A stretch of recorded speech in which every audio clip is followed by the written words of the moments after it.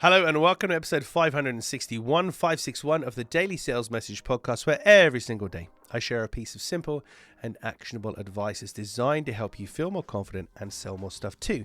Now, in today's episode, we're talking about perceived uniqueness. And I have this a lot in my business, and I know I'm not alone here. I will talk to potential buyers for Clear Sales Message, and they'll say, "Oh my God, James, I don't think you can help us. Our offering is too complicated and too broad and too technical and blah, blah. Oh, you haven't seen anything like this. You got no idea. Are you sure? Are you sure?" And with all due respect to them, they perceive themselves to be some unique basket case that's beyond help. And not even 9 times out of 10, 10 times out of 10, I can help them. And I just need to reassure them that sadly they're not unique, or in a good way, they're not unique. I can actually help them. And here's why. So our buyers can perceive that they're unique, or that their problems are unsolvable in some way, because they may have faced them for a little while. They may have tried things themselves, had some failed attempts at trying things themselves, and come to the conclusion that, well, if I can't solve it and it's taken all this time and all this money, how could James solve it? How could anybody solve it? And they lose sight of the fact that it's solvable. And so when they deal with you, they're like, "Oh, well, we're very different here. We do things very differently."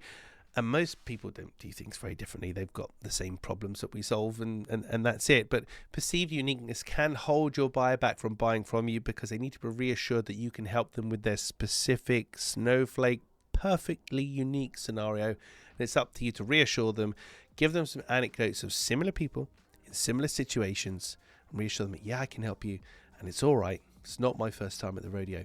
Once you're able to do that and put a metaphorical arm around them and reassure them that they're not unique, and that's actually a good thing, and here's why, it's more conducive to converting the deal. Right, that's it for this episode of the podcast. Tomorrow in episode 500 and, as I check my notes, where are my notes? There they are, 562, we're talking about sticker shock. The shock of stickers. Seems like a funny thing to talk about, doesn't it? But I'll talk more about that in tomorrow's episode. In the meantime, if you haven't already, please hop on over to LinkedIn, connect with me there, shoot me a question, a DM, ask me anything you want to about the podcast or something you want me to cover in a future episode, and I'll consider adding it into the mix. Thank you for listening or watching all the way to the end. I always appreciate it. I'll catch you tomorrow for another episode.